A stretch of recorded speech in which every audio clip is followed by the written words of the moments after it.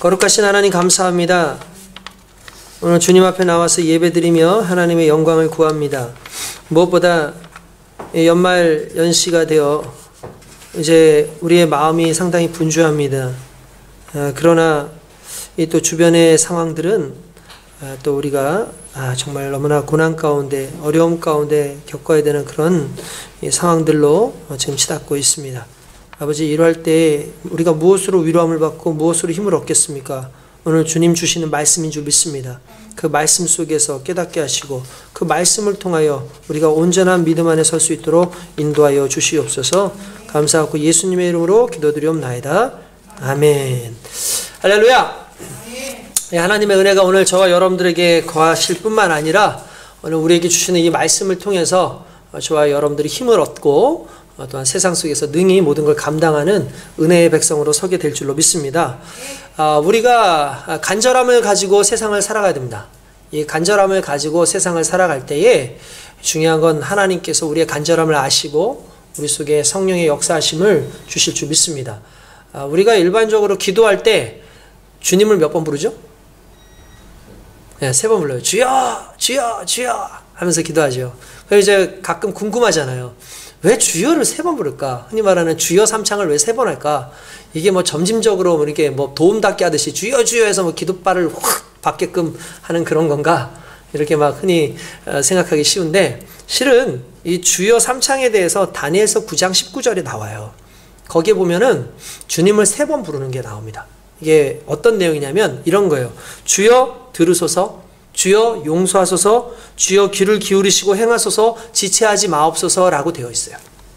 그러니까 주님을 3번 부르면서 기도하는 거죠.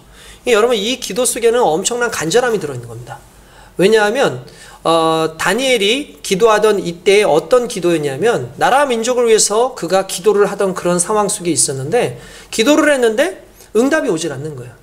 그래서 응답이 오지 않는 그 상황에 너무나 간절하고 마음이 답답하니까 하나님 앞에서 기도를 할 때에 주여 들으소서, 주여 용서하소서, 주여 귀를 기울이시고 행하소서, 지체하지 마옵소서, 그렇게 기도를 했더니 얼마 있지 않아서 가브리엘 천사가 내려옵니다. 그리고 난 다음에 네가 이미 기도 첫날 했을 때 이미 하늘에서 듣고 응답을 내렸는데 중간에 악한 사자들이 대적하여 싸우느라 우리가 이렇게 늦게 왔는데 너가 끊임없이 부르짖음으로 말미암아 하나님께서 이렇게 응답을 내렸음에도 불구하고 계속 부르짖는구나 해서 군대 장관을 보내주셔서 그 악한 천사, 악한 영들을 물리치고 이제서야 왔다라고 그렇게 얘기를 해줍니다. 그러니까 어떻게 보면은 결국 이 간절한 기도, 간절한 소망으로 드려지는 이 기도가 하늘을 움직이고 보좌를 움직이고 오늘 결국 우리에게 응답이 오게 되는 귀한 역사가 일어나는 줄 믿습니다. 오늘 우리에게 이런 간절함이 있어야 됩니다. 이렇게 간절함을 가지고 세상을 살아가고, 하나님 간절합니다, 들어주십시오. 하나님 간절합니다, 용서해 주셔서 하나님과의 관계 속에서 새롭게 서게 하여 주시옵소서. 하나님 내가 간절합니다, 나의 기도 들으실 뿐만 아니라 행하시고 지체하지 말아 주시옵소서.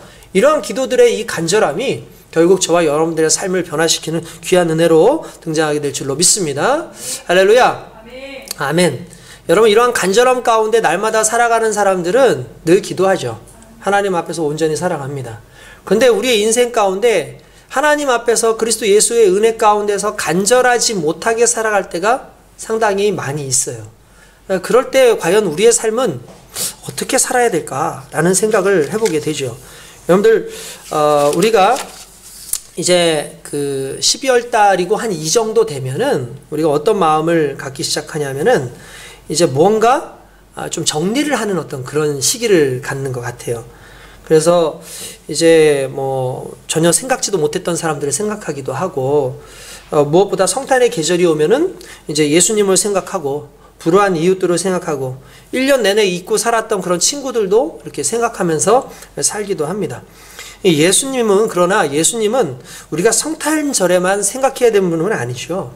1년 내내 잃어버리고 살다가 성탄의 계절이 되면 불현듯 생각한다고 하면 진정한 의미에서 주님을 경외하는 것이 아닐 수 있다. 또한 그건 바른 신앙이 아닐 수 있다라고 생각합니다. 우리는 1년 내내 주님을 경외하고 찬양하면서 살아야 된다라는 거죠. 그래서 우리는 날마다 주일이고 날마다 주님을 만나는 성탄절이고 날마다 부활절이고 날마다 하나님의 은혜의 날이어야 될 줄로 믿습니다. 그러한 날들 가운데 살아가는 우리지만 그럼에도 불구하고 우리의 삶 가운데에서 정말 중요하고 잊고 사는 것들, 과연 그것이 무엇일까를 한번 생각해 볼 필요가 있다는 거죠. 오늘 여러분 설교의 제목이 뭡니까? 무엇을 잃어버리고 사는가. 여러분들 무엇을 잃어버리고 삽니까? 여러분 우리가 잃어버리고 사는 것들이 상당히 많아요. 그런데 중요한 건 잃어버렸는데도 불구하고 잃어버렸는지도 모르고 살아가는 것들이 있다는 거죠. 그러니까 이제 가끔씩 우리가 뭐 솔직히 별로 필요 없다든지 여분으로 좀 두는 것, 이런 것들은 잃어버려도 뭐 잃어버린지 기억도 안 나고 없어도 상관이 없습니다. 그런데 절대 잃어버려서는 안 되는 것들, 그런데 절대 잃어버려서는 안 되는데도 불구하고 잃어버렸는데 문제는 내가 무엇을 잃어버렸는지 그리고 언제 잃어버렸는지도 모르고 살 때가 많다는 거세요. 그게 정말 뭐 대체될 수 있거나 그런 것이라면 상관없겠지만 너무나 소중하고 너무나 가치 있어서 절대로 잃어버리면 안 되는 것이라면 여러분 이것이 얼마나 정말 무섭고 두려운 일인지를 좀 생각해 봐야겠죠. 내가 무엇을 잃어버린지도 모르는 인생, 이 인생은 정말 안타까운 인생이라는 거죠.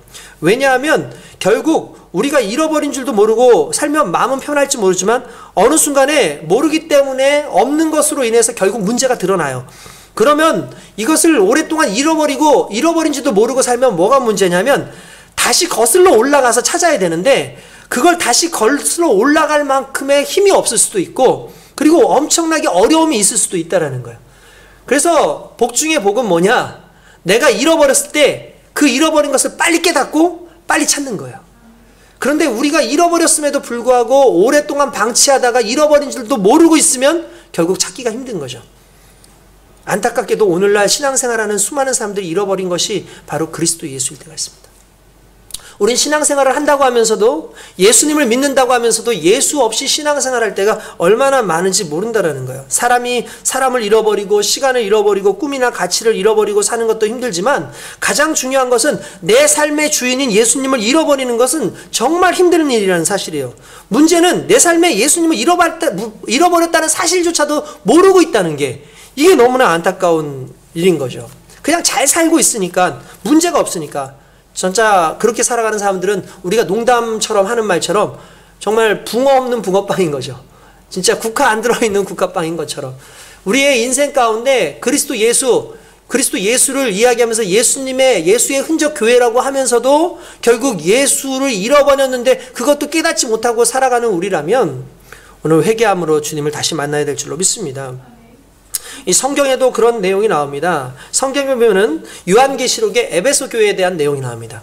에베소 교회는 어떤 교회냐면은 이곳은 상당히 유명한 교회예요. 왜 유명한 교회냐? 이 에베소 교회의 담임 목회자가 누구였냐면 바로 사도 요한이었습니다.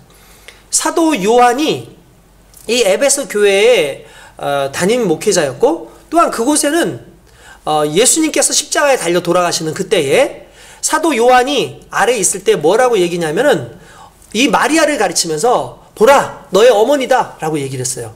그 다음부터는 이 요한이 마리아를 모셔요. 마리아를 모시고 살았는데 마리아가 바로 이 에베소 교회에 같이 함께 있으면서 거기에서 같이 살았다라는 거예요. 그러니까 에베소 교회는 어떻게 보면은 상당히 핵심적인 교회이면서 상당히 지역에서 유명한 교회라고 알 수가 있다는 거죠. 그런데 예수님께서는요 그들을 칭찬하십니다. 에베소 교회를 칭찬하시다가 갑자기 요한계시록 2장 4절에서 5절에 보면 이런 말이 나와요. 그러나 너를 책망할 것이 하나 있는데 너의 처음 사랑을 버렸느니라. 그러므로 어디서 떨어졌는지를 생각하고 회개하여 처음 행위를 가지라. 만일 그러하지 아니하고 회개하지 아니하면 내가 내게 가서 내 촛대를 그 자리에서 옮기리라 라고 말씀하셨다는 거예요. 이게 무슨 말입니까? 너희가 예수를 잘 믿고 믿음 가운데 잘 믿고 살았는데 어느 순간 너희의 처음 사랑을 잃어버렸어. 나에 대한 처음 사랑을 잃어버렸어. 교회가 커지고 부흥이 되어지고 좋은 상황들이 많이 생겼지만 어느 순간 그 모든 거 혼란한 틈 가운데 너희가 지금 나를 잃어버리고 산다라고 이야기를 하고 있다는 거죠. 여러분 왜 오늘 이 이야기가 나옵니까? 오늘 실은 성경에서 본문에서 읽었던 말씀이 실은 그 내용을 의미하고 있다고 보면 된다는 거예요. 제가 오늘 본문을 여러분들에게 설교를 할 때 이 본문 내용은 실은 뭐 아시는 분들은 잘 아는 내용입니다. 예수님께서 12살이 됐습니다. 12살이 되어서 가족들과 함께 6월절이 되면, 해마다 6월절이 되면 예루살렘으로 올라가서 성전에서 같이 제사를 드리고 오죠. 이게 하나의 큰 명절이기 때문에 뭐 한두 명 오는 게 아니라 엄청나게 많은 사람들이 지역에서부터 이 예루살렘으로 올라오게끔 되어 있어요. 그러면 예루살렘으로 올라와서 다 그 행사를 마치고 나면 사람들이 돌아가는데 워낙 사람들이 많지 않습니까? 그렇게 워낙 사람들이 많은 상황이기 때문에 솔직히 사람들을 챙기는 게 쉽지가 않았어요. 근데 문제는 예수님께서도 같이 이렇게 있다가 이게 마리아하고 요셉이 나오는 틈에 예수님께서는 이 예루살렘에 머물러 있는데 아무도 그거를 몰랐던 거죠. 그래서 그것도 언제 알았냐면 하루를 지나가서 그제서야 안 거예요. 그러니까 하루를 지나가서 알고 나니까 예수님께서 그러고 그렇게 사라진 것을 알고 나중에 이분이 어디 있는가 해가지고 막 찾아보다가 결국 찾지 못해서 다시 거슬러 올라오는 거예요. 거슬러 올라와가지고 사흘 후에 성전에서 예수님을 만나는데 참 천연덕스럽게 예수님께서는 그곳에서 랍비들하고 대화를 하고 있는 거예요. 그러면서 성전에서 대화를 하면서 이 사람들이 야 어떻게 이렇게 똑똑하냐, 어떻게 이렇게 현명하냐, 이렇게 지혜롭냐 하면서 다 감탄하고 있는 예수님을 발견하게 되죠. 그래서 예수님을 바라면서 왜 여기 있는 거냐, 내가 근심하면서 너를 얼마나 찾았는지 아느냐라고 할 때 예수님께서 내가 내 아버지 집에 있어야 될지를 모르십니까? 라고 이렇게 얘기를 하더라는 거예요. 결국 예수님께서 그 모든 상황 속에서 나사렛으로 돌아오시고 순종하며 계시다가 또한 그렇게 주님 안에서 잘 자랐다, 하나님 안에서 잘 자랐다라는 내용으로 끝이 나게 되고, 그걸로 흔히 말하는 예수님의 어렸을 때의 내용은 끝이 나요.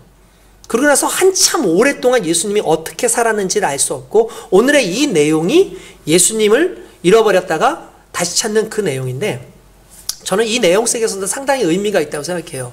여러분 12살에 예수님을 만나죠. 우리 12살에 예수님을 기억하죠. 그 이후에 예수님이 사라져요. 그리고 나중에 예수님이 30이 되었을 때 공생애를 시작하시면서 예수님이 등장을 하죠. 어떻게 보면 예수님이 많이 잊혀져 있는 거예요. 우리 인생 가운데에도 솔직히 예수님이 잊혀져가 있고, 이들에게서도 모든 상황 속에서도 이 이야기 속에서도 예수님은 성인이 될 때까지 잊혀져가는 그 모습이 있다는 거죠. 아주 묘하게 이것이 좀 접목되지 않았나라는 그런 생각이 듭니다. 근데 중요한 건 오늘 우리가 이 말씀 속에서 좀 교훈을 한번 좀 알아보자는 거예요. 이 말씀 속에서 우리에게 좀 적용할 수 있고 핵심적인 내용이 뭐냐, 그거는 방금 전에 말씀드린 첫 번째가 뭡니까? 잃어버린 줄도 모르고 산다는 것. 누구를? 예수님을 잃어버린지도 모르고 산다는 것. 아까 전에도 말씀드렸다시피 에베소 교회가 그렇게 예수님의 그 첫사랑을 잃어버리고 사니까 회개하라고 그렇게 말씀하지 않습니까? 다시 찾아보라고 얘기하지 않습니까? 여러분, 사람이요 어디서 떨어지는지 안다는 건 상당히 중요한 거예요. 내 신앙을 다시 돌이킬 수 있는 거예요. 그러니까 내 신앙이 언제부터 시험에 들어 있었고, 내 신앙이 언제부터 예수 없는 그런 처음 사랑이 식어버린 그런 신앙생활을 했는지 그 시점을 안다는 건 나름대로 중요한 거예요. 왜냐하면 돌이킬 수 있는 가장 좋은 방법이기 때문에 그렇다는 거예요.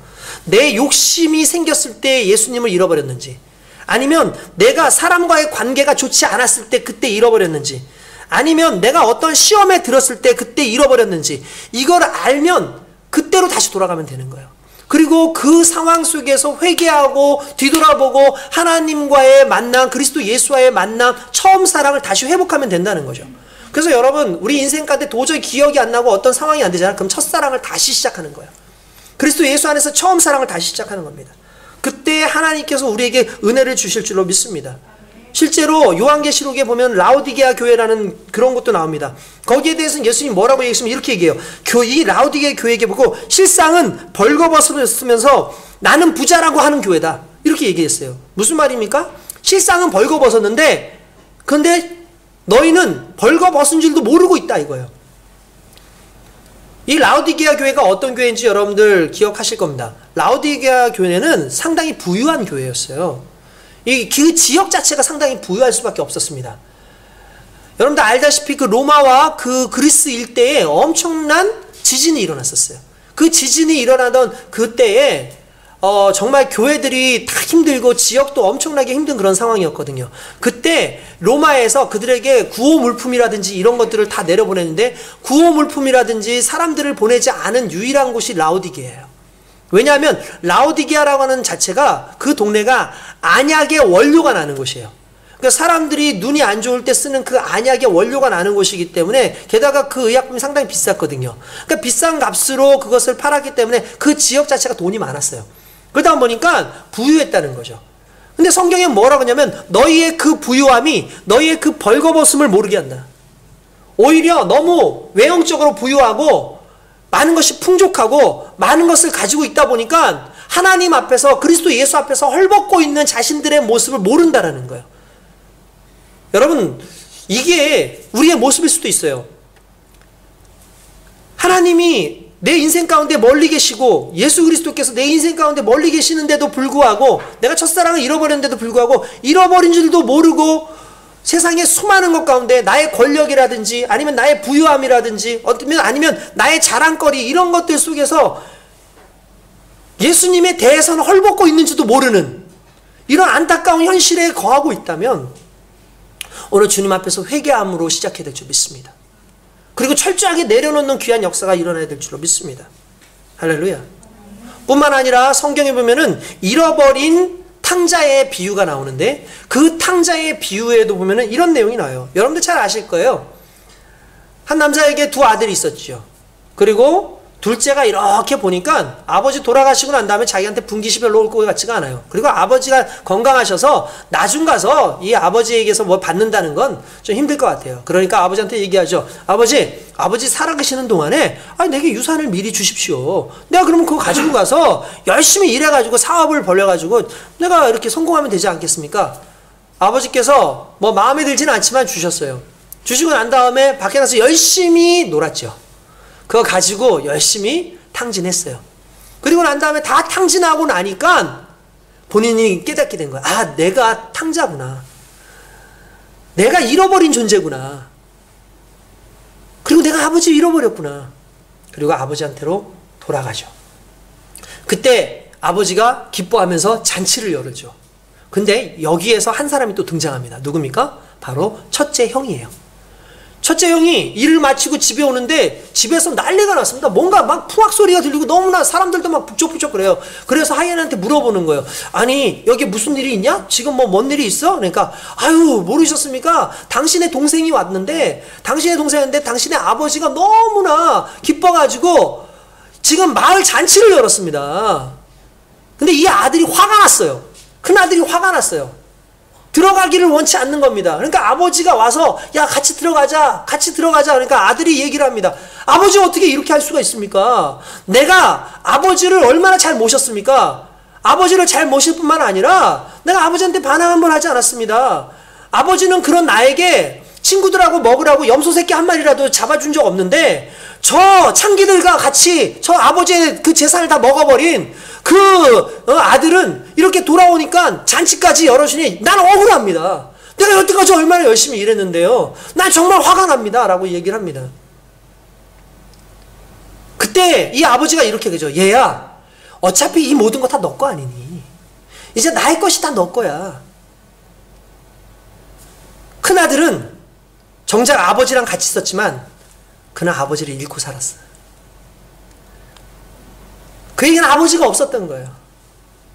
아버지의 가슴이 없었어요. 아버지가 정말 바라는 건 그거 정말 탕자처럼 살아가는 그 아들을 향한 그 가슴이었다라는 사실을 모른 거죠. 무슨 말입니까? 아버지랑 살면서도 아버지가 없었던 거예요. 우리의 인생이 이렇게 살아갈 때가 있다라는 거예요.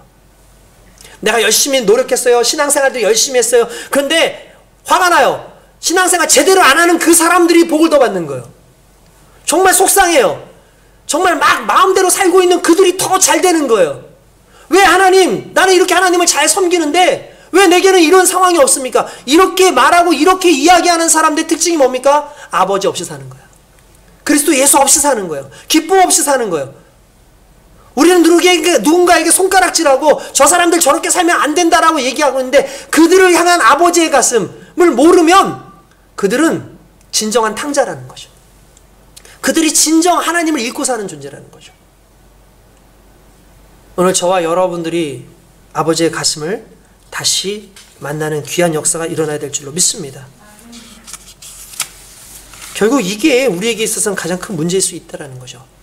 잃어버렸는데도 잃어버린 줄도 모르고 살고 있고, 내가 가장 중요한 건 나는 아니라고 생각을 했는데 알고 봤더니 그 탕자가 나라는 사실을 깨닫는 것. 일단 이게 오늘 우리의 삶 가운데 중요한 줄 믿습니다. 그렇게만 될 수 있어도 저와 여러분들이요 복받은 사람이다. 할렐루야. 그 은혜가 저와 여러분들에게 있기를 주님의 이름으로 축원드립니다. 할렐루야. 여러분, 또한 이 상황 속에서 잃어버린 줄도 모르고 있다가 잃어버린 걸 알게 됐죠. 알게 됐습니다. 근데 중요한 건 왜 잃어버렸는데도 몰랐을까? 왜 잃어버렸는데도 몰랐을까? 한번 점검을 해보자는 거예요. 첫 번째가 뭐냐면 성경에 보니까 그렇게 나옵니다. 뭐라냐면 예수님께서 잃어버린 걸 왜 몰랐냐면 동행 중에 있는 줄로 생각하고, 이렇게 돼 있어요. 이게 무슨 말입니까? 같이 있는 사람들. 여러분 아무래도 혼자 오진 않을 거 아니에요. 뭐 친척들도 같이 왔을 거고, 동네 사람들도 같이 왔을 거고, 12살 정도 됐으니까 친구들도 많이 있을 거고, 그러니까 예수님과 함께 다 왔으니까 다들 예수님이 그들과 함께 있다고 생각을 했겠죠. 아버지도 그렇고 어머니도 아마 그런 생각을 했던 것 같아요. 여러분 이게 우리에게 있어서 비극의 착각인 거예요. 신앙에서 가장 무서운 부분이 뭔지 아십니까? 나는 아니지만 동행 중에 있겠지. 나는 아니지만 성도 중에 누군가가 알아서 챙겨주겠지. 목사님이 알아서 챙겨주겠지. 여러분 한 가지만 아셔야 되는 게 있어요. 뭐냐면 신앙은 내가 챙기는 거예요. 믿음은 내가 챙기는 거예요. 예수님은 내가 만나는 거예요. 누군가에 의해서 관리되어지거나 누군가에 의해서 만나지는 예수님이 아니라 내가 직접 예수님을 만나고 내가 직접 관리하고 내가 직접 예수님에 대해서 간절함을 가지고 살아갈 때에 그 예수님을 잃어버리지 않을 수 있다는 거예요. 우리가 착각을 가지고 있는 거죠. 우리의 큰 착각이 그거라는 거예요. 믿음은 내가 지키는 거죠. 저는 두 가지 큰 어리석음이 있다고 생각합니다. 그게 뭐냐면 첫 번째는 주변 사람들의 믿음대로 살려고 하는 거. 이게 무슨 말이냐? 주변 사람들 보니까 믿음 생활을 너무 잘해요. 엄마 아버지를 보니까 믿음 생활을 잘해요. 그러니까 그 생활 보면서 그거 보면서 안도하고 있고, 아유 우리 가족이 신앙생활 잘하는구나, 우리 교회가 뭔가 좋구나, 우리 집사님들이 잘하는구나, 그냥 그걸로 보는 걸로 만족하는 사람들이 있는데, 여러분 엄마 아버지의 믿음은 엄마 아버지의 믿음이고 내 믿음은 내 믿음인 거예요. 그들의 하나님이 나의 하나님일 거라고 착각하면 안 된다는 거예요. 그들이 믿는 하나님, 그들이 경험한 하나님이 내가 경험한 하나님과 같은 분이겠지만 분명한 것은 그들이 경험했다고 해서 나까지 경험했다고 하면 안 된다는 거예요. 그러니까 결국 내 믿음은 나로 말미암아 내 속에서부터 나타나야 되는 거죠. 할렐루야. 이게 중요하다는 거예요. 주변 사람들 보고 그 사람들이 알아서 챙겨주겠지, 착각이라는 거예요. 목사님이 알아서 해주겠지, 착각이라는 거예요. 내가 깨닫고 내가 간절함을 가지고 그리스도 예수를 붙들지 않으면 안 된다는 거예요. 또한 믿음에 대한 두 번째 어리석음이 뭐냐면 주변 사람들 때문에 시험 드는 거. 도대체 내가 무엇이란 말인가? 내 건 뭐란 말인가? 여러분 주변 사람들한테 때문에 시험 드는 게 가장 어리석은 거예요. 나는 정작 그리스도 예수로 말미암아 그분을 통해서 은혜를 받고 있고 그분을 통해서 내가 영생을 얻고 그분을 통해서 기뻐하고 있는데, 내 주위를 둘러싸고 있는 수많은 사람들 때문에, 그들 때문에 내가 이 예수님과의 관계를 끊는 사람들이 얼마나 많은지 몰라요. 예수님이 직접적으로 나에게 복을 주시고 은혜를 주셨는데도 불구하고 내가 주변 사람들로 인해서 그 사람들한테 시험 들어가지고 그 사람들 때문에 힘들다고 해가지고 예수님을 원망하고 예수님의 관계를 끊는 것만큼 어리석은 사람이 없다는 거죠. 첫 번째도 그렇고 두 번째도 그렇고 뭐가 문제라는 거예요? 내 신앙이 없다는 거예요. 내가 경험한 예수님이 없다는 거예요. 내가 경험한 예수님, 내가 알고 있는 예수님이 있으면 주변 상황이 어떻든 이런 상황이 있든 그건 중요하지 않아요. 왜냐하면 주님을 내가 붙잡고 있기 때문에, 주님이 또 나를 붙잡고 있기 때문에 그 은혜가 나타나게 되는 줄 믿습니다. 할렐루야. 그게 중요한 거예요. 그게 있어야 되는 거죠. 여러분 인생은요 결국 하나님을 만나야 돼요. 그죠? 그런데 그래야지 나에게 하나님을 만나야지 감동이 오는데, 인생은 나와 연결된 것에서 감동이 오게끔 돼 있어요. 이게 무슨 말이냐? 다른 사람들의 일들 때문에 그들의 간증을 통해서 감동을 받기도 하지만 대부분 내게 적용이 될 때 감동이 더 와요. 그런 땐 극한 감동이 오죠. 여러분 이런 거 있지 않습니까? 카메라를 찍잖아요. 딱 사진을 찍어요. 사진을 찍은 다음에 이렇게 사진을 줍니다. 그러면 대부분 보니까 주변에 배경이 너무너무 잘 나왔어. 배경도 너무 잘 나오고 옆에 사람들도 포즈가 좋은데 내가 눈을 감고 있어. 그러면 뭐라고 하냐면 아이고 사진 망쳤네. 주변은 다 좋아요. 너무 상황 잘 찍혔어요. 근데 내가 눈을 감고 있어요. 그런데 나는 뭐라 하면 나는 망쳤네라고 얘기를 해요. 사진이.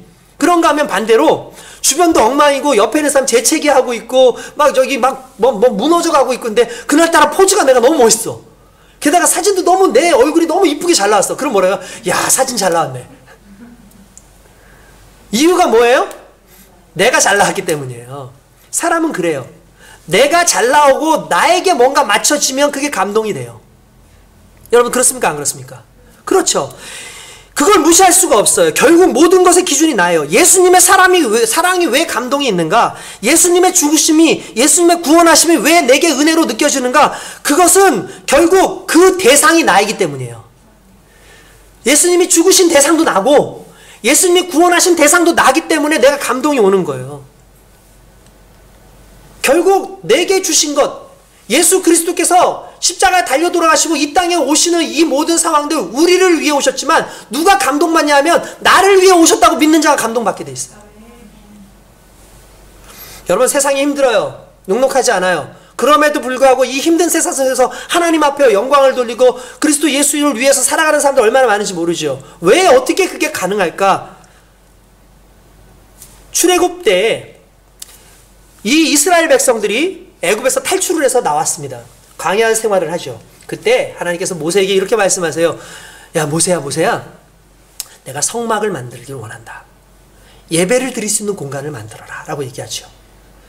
모세가 나와서 백성들한테 이야기합니다. 하나님께서 이 성막을 만들라고 하셨다. 그리고 돌려보냈어요. 그 다음에 뭔 얘기를 한 게 아니에요. 그런데 성경에 보니까 그 다음에 뭐라고 되냐면 이스라엘 백성들이 남녀들이 감동받아.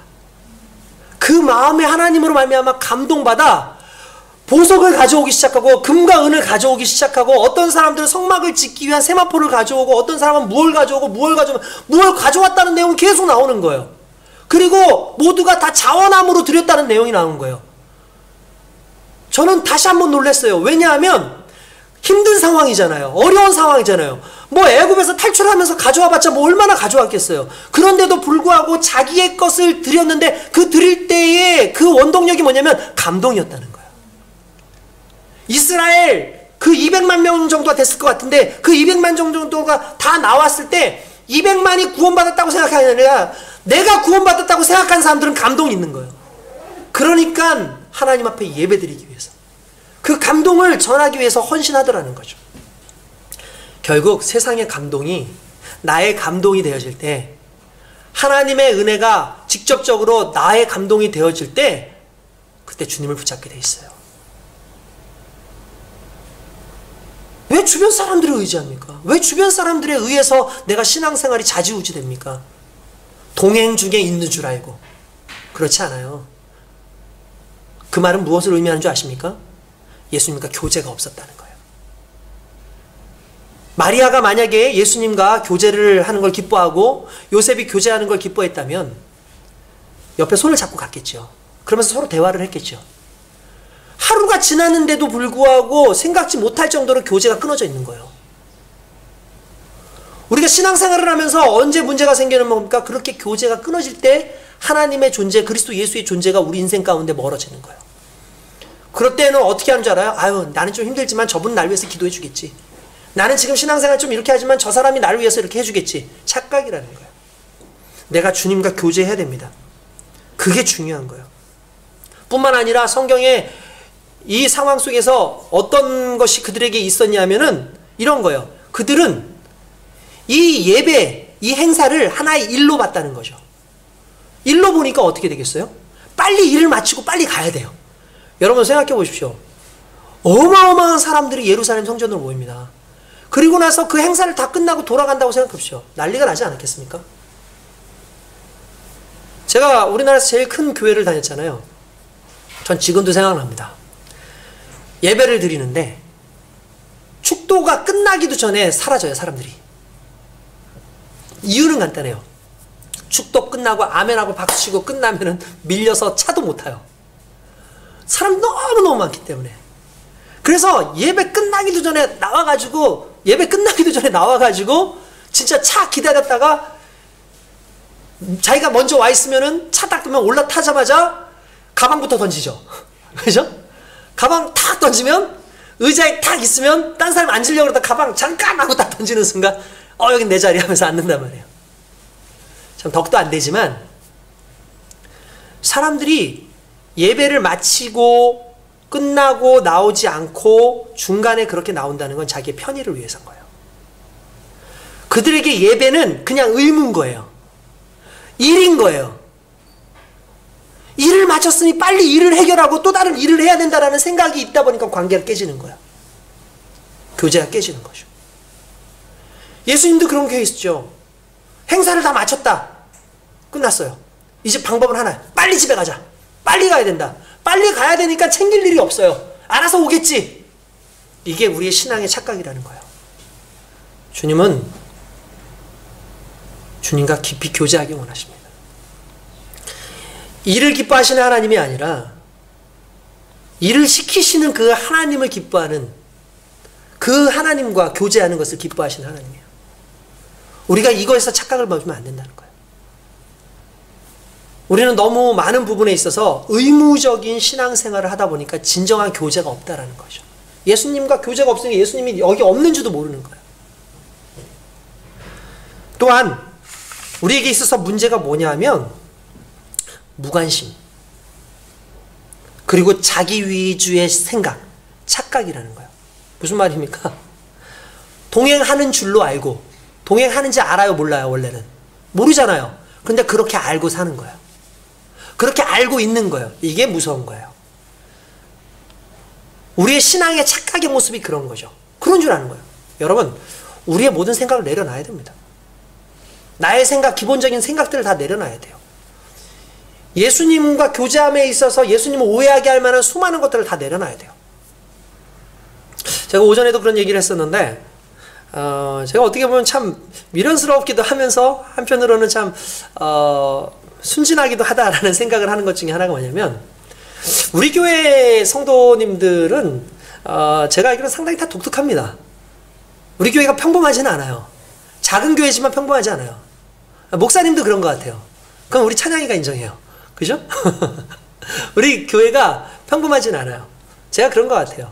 물론 어느 교회든 다 그렇겠지만 다른 분들도 그런 얘기를 하는 것 같아요. 그래서 나 어떤 얘기를 하다가 애들 보고도, 청년들한테도, 청소년한테도 참 너희들 참 독특해, 참 희한해, 이렇게 얘기하면 아이들이 요즘 따라서 하는 얘기가 있어요. 윗물이 맑아야 아랫물이 맑아지는 겁니다 라고 얘기해요. 그럼 제가 그러죠. 그 윗물이 나야? 아니에요 이렇게 얘기를 해요. 웃으면서 서로 농담 삼아서 하는 얘기죠. 근데 저는 제일 싫은, 최근 들어서 윗물이 맑아야 아랫물이 맑다라는 말에 대해서 이해를 했어요. 이게 내가 솔직하게 얘기하는 거야. 왜 그러냐면, 윗물이 맑아야 아랫물이 맑다는 말이 뭡니까? 시냇물이 흘러가잖아요. 시냇물이 윗물이 깨끗해야지 아래 내려오는 물도 깨끗해요. 그죠? 그 말이에요 원래. 그죠? 근데 저는 어렸을 때 제가 살던 곳은 개천이 흘렀어요. 한 번도 맑아본 적이 없는 물이에요. 왜냐하면 생활 오수들이 다 나오는 곳이기 때문에. 너무 지저분한 그 개천이었어요. 게다가 개천이 빨리 흐를까요? 천천히 흐를까요? 천천히 흘러요. 천천히 흐르기 때문에 개천을 이렇게 쳐다보고 있으면 썩은 물들이 이렇게 흘러가는데, 천천히 흘러가다 보니까 부유물들이 어떻게 되죠? 침전이 되죠. 그래서 윗물이 맑아요. 근데 아래가 더러워요. 저는 그래서 이해가 안 간 거예요. 윗물이 그러니까 이 개념이 아니라 나는 이런 개념이었던 거지. 내게 윗물은 그냥 요 위에 있는 물이고 아랫물은 이 침전되어 있는 물인 거야. 왜냐하면 나는 시냇물을 그렇게 볼 일이 많지 않았고 항상 개천을 봤으니까. 시골 같은 데 가도 웅덩이들 많이 파여 있거든요. 웅덩이들 파여 있는데 거기 처음에는 막 비 내리고 웅덩이들 파이면 지저분하잖아요. 흙탕물 때문에. 시간 지나가면은 흙들은 밑에 있고 윗물은 맑아요. 그래서 나는 항상 윗물이 맑아요? 아랫물이 맑다? 아닌데? 그러니까 아랫물이 더 더러운데 이거? 나 항상 그런 생각을 했었던 사람인 거예요. 그러니까 항상 윗물이 맑아요? 아랫물이 맑다? 이게 이해가 안 됐었어요. 근데 최근 정말 얼마 안 된 상황 속에서 이게 시냇물 이야기구나. 그래서 제가 그러면 좀 더 정확하게 시냇물 위쪽이 말라야 흘러내려오는 아래쪽도 맑다 이렇게 했으면 훨씬 좋을 텐데 그냥 윗물이 맑아 아랫물이 맑다 이렇게 해버리니까 뭉뚱그려서 얘기하니까 내 경험상에 의해서는 이게 이렇게 된 물이지 이렇게 된 물이라고 생각을 안 했던 거예요. 이게 오랜 기간 동안 제 생각을 잡고 있었다라는 거죠. 얼마나 어리석습니까? 어떻게 보면은 순진한 거죠. 근데 이렇게 된 이유가 뭐예요? 내가 봤던 것이 그거였다는 거예요. 그리스도 예수를 알고 그리스도를 발견하고 그리스도의 마음이 어떤 것인지 하나님이 어떤 분인지 내가 알기 위해서는 일단 기본적으로 이전까지 그리스도에 대한 오해, 하나님에 대한 오해, 그리스도 예수에 대한 어떠한 내 나름대로의 생각, 들었던 생각들을 다 내려놔야 돼요. 그리고 있는 그대로의 그분을 봐야 되는 거예요. 나의 생각, 나의 사고, 저렇게 살면 안 되지, 저렇게 하면 안 되지라고 손가락질하고 있는 그 생각 속에 하나님께서 뭐라고 말씀하십니까? 너희가 비판받지 않으려면, 그 비판이 누구예요? 너희가 하나님께 비판받지 않으려면 사람을 비판하지 마. 사람을 그렇게 오해하면서 생각하지 마. 그가 주께서 위하여 죽으신 자야. 이게 하나님의 가슴이죠. 그 하나님을 알기 위해서 내려놓고 시작해야 되는 거예요. 나의 생각과, 그러니까 우리는요 쓸데없는 생각들이 많은 거예요. 나의 어떤 나 위주의 생각, 자기의 착각, 또는 나의 오랜 동안 가지고 있었던 어떠한 그 습관적인 그런 것들이 끊임없이 그렇게 하게끔 한다는 거예요. 이걸 철저하게 내려놓지 않고서 신앙생활하기가 쉽지 않아요. 그런 걸 철저하게 내려놓지 않으니까 아 예수님이 동행 중에 있겠지 내 스스로 생각하는 거죠. 그리고 그게 맞는 것처럼 얘기하죠. 나중에 갔더니 어떻게 돼요? 문제가 생기는 거예요. 아닌 거죠. 오늘 저와 여러분들에게 있어서 철저하게 내려놓음이 필요한 줄로 믿습니다. 그 내려놓음 속에서 하나님의 은혜가 생기는 거예요. 무관심한 거죠. 잃어버린지도 모르면서 그냥 뻔히 아 있겠지라고 얘기하는 거. 그냥 교회만 나오면 되겠지. 그냥 11조만 내면 되겠지. 내가 이렇게 봉사만 하면 되겠지. 착각이라는 거예요. 결국 주여 주여 하는 자마다 구원받는 줄 생각하지 말아라. 아버지의 뜻대로 사는 자. 여기서 중요한 건 뭐예요? 아버지의 뜻. 아버지의 뜻을 알 수 있는 방법은 뭐예요? 교제하는 거죠. 아버지를 경험하는 거죠. 그게 있지 않고서 된다고 착각하지 마라고 얘기를 하시는 거예요. 할렐루야. 정말 하나님 앞에서 우리가 남들과 동행하고 다른 사람에 의한 신앙생활 하지 맙시다. 우리가 직접 만나는 신앙생활, 우리가 직접 그리스도와 교제하는 그런 신앙생활 할 수 있기를 주님의 이름으로 축원드립니다. 또한 그분을 잃어보니 결국 그분의 귀함을 알게 되죠. 이게 또 중요해요. 여러분 우리 삶 가운데 왜 고난이 올까요? 왜 환난이 올까요? 고난이 오면 우리가 제일 먼저 생각하는 게 그거예요. 주님이 나와 함께 하시나? 아 내가 왜 이렇게 고난이 오는데 지금 주님 이거 나와 함께 하시는 거 맞아? 주님 지금 나하고 지금 역사하시는 거 맞아? 생각해 놓은 거죠. 근데 어느 날 보니까 주님이 안 계셔. 여러분 이걸 아셔야 돼요. 주님이 없을 때에 그것이 근심이 되면 복입니다. 성경에 보니까 언제 찾습니까? 이렇게 나와요. 48절에 보면 이런 내용이 나와요. 예수님을 만났어요. 이 마리아하고 이 요셉이 만나가지고 예수님 만난 다음에 너 왜 여기 있어? 네가 없어져가지고 우리가 얼마나 근심하고 찾았는지 알아? 이렇게 나와요. 그러니까 근심하며 찾았대요. 무슨 말이냐면은 아들이 없어진 것이 근심이 된 거예요. 만약에 근심이 되지 않았다면 찾을 일이 없어요. 근심이 되니까 찾는 거예요. 예수님이 내 인생 가운데 사라졌는데 근심이 되면 그건 복이에요. 왜냐하면 찾기 시작하니까요. 예수님이 내 인생에서 역사하시지 않는데도 불구하고 내가 뭔가 잘 되는 것 같고 예수님을 잊고 사는데도 불구하고 내가 뭔가 아무런 부담도 없고 근심도 없고 걱정도 없고 대체할 만한 것이 수많은 것이 있다고 한다면 그거 저주예요. 그거 복 아니에요. 진정한 복은 예수님을 잃어버렸을 때 근심부터 와야 돼요. 그래서 찾게끔 되어 있어요. 왠지 아십니까? 가치가 있기 때문에 그래요. 내가 근심하는 이유는 그것이 주는 가치가 있기 때문에 그렇다는 거예요. 성경에 보면은 그런 내용이 나오죠. 어떤 한 여인이 은하를 잊어버렸어요. 뭐 돈 큰 것도 아닙니다. 은하를 10개의 은하 중에 1개의 은하를 잃어버렸어요. 근심되고 걱정돼서 밤새도록 찾아요. 밤새도록 찾다가 찾았어요. 찾고 난 다음에 은하 한 입보다 더 비싼 값을 들여가지고 동네 사람 불러서 잔치를 했어요. 친구들 불러가지고. 얼마나 어리석습니까? 멍청하잖아요. 은하 한 입을 내가 주웠는데 그 은하보다 더 돈을 들여가지고 은하 찾은 걸 기뻐하는 거예요.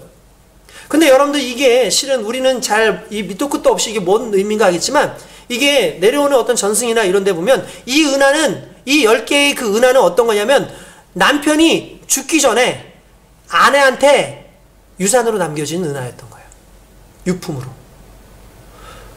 은하의 값이 가치가 다르죠. 이건 유품이란 말이에요. 그냥 남편이 죽으면서 준 마지막 유품이란 말이에요. 이거는 못 쓰죠. 이건 그냥 쓰지 않더라도 모아두고 있죠. 왜냐하면 그건 가치가 있기 때문에. 그냥 은하의 가치가 아니라 남편과 연결된 가치인 거죠. 그러니까 근심하면서 찾는 거예요. 그러니까 걱정하면서 찾는 거예요. 그리고 찾고 난 다음에 기뻐하는 거예요.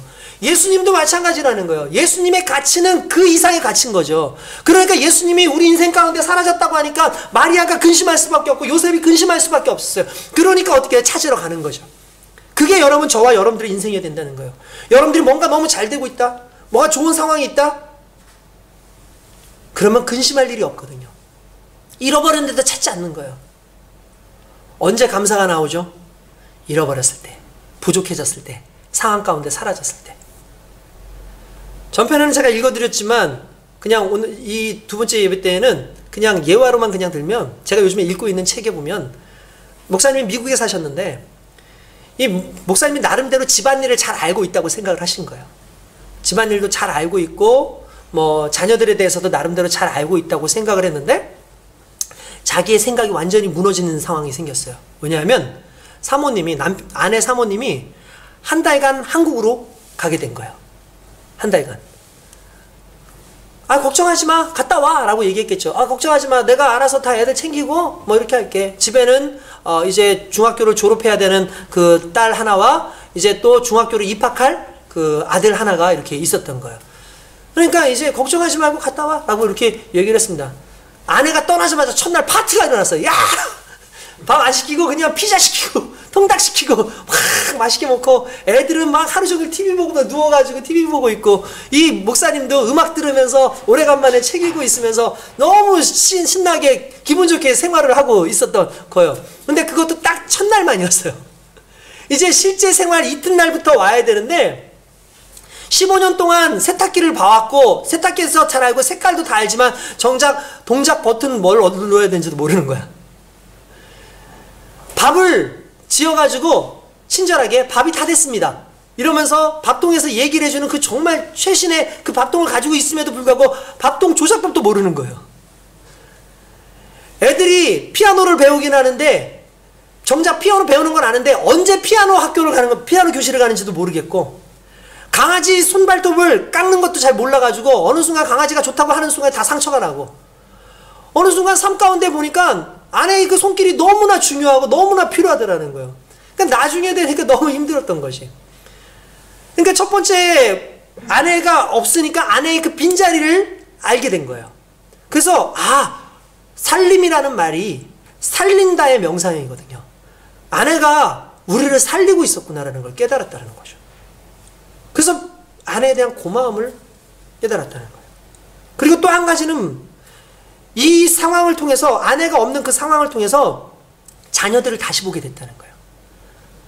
맨날 야단치고 왜 뭐 안 하느냐고 하면서 왜 이렇게 어지르냐고 그러고 어쩌고저쩌고 했던 그 아들을 기도해 주려고 저녁에 이렇게 들어갔더니 아이가 다음날 학교를 가기 위해서 겉옷부터 속옷까지 다 챙겨가지고 침대맡에 놓고 또 자기가 가져야 할 책가방부터 챙겨놓은 다 이렇게 학용품들을 다 놓고 있는 모습을 보면서 야 우리 아들이 참 준비성이 많은 아이들이구나 라는 걸 알았다는 거예요.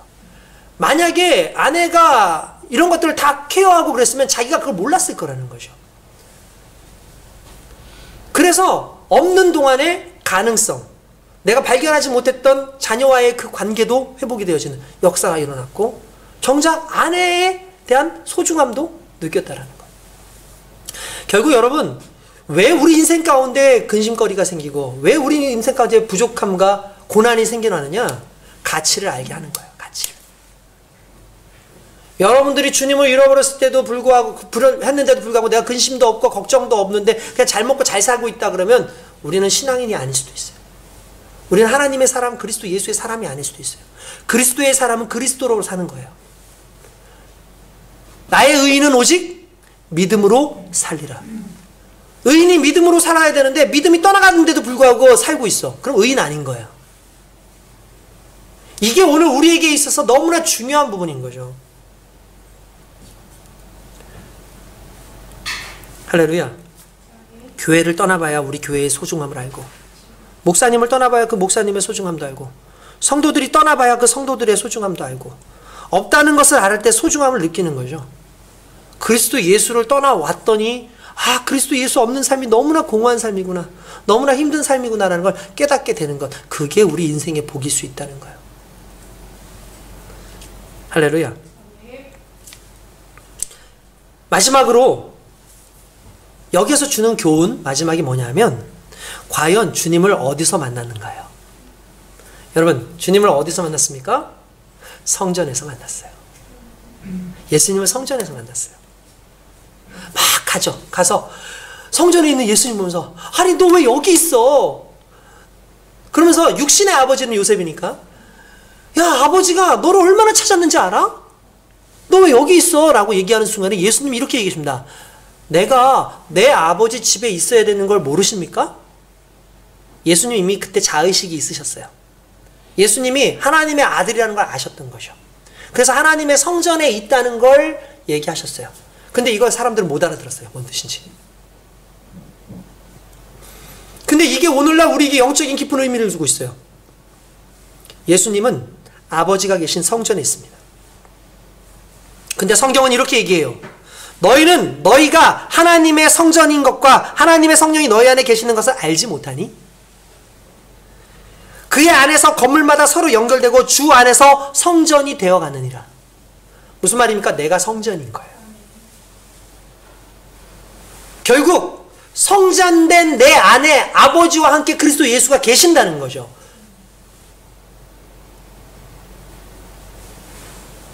성전은 뭐 하는 곳인가요? 예배하는 곳이에요. 내 삶을 예배의 공간으로 만들어야 됩니다. 내 인생을 성전으로 만들어야 됩니다. 내 인생의 성전에서 우리는 잃어버린 예수님을 만나는 거예요. 오늘 그 예수님을 만나는 저와 여러분 되시길 주님 여러분 축원드립니다. 주님 성전에 계셨구나. 예배의 공간에 계셨구나. 아버지와 함께 하셨구나. 근데 아버지는 내가 성전이래. 그러면 멀리서 찾을 필요 없죠.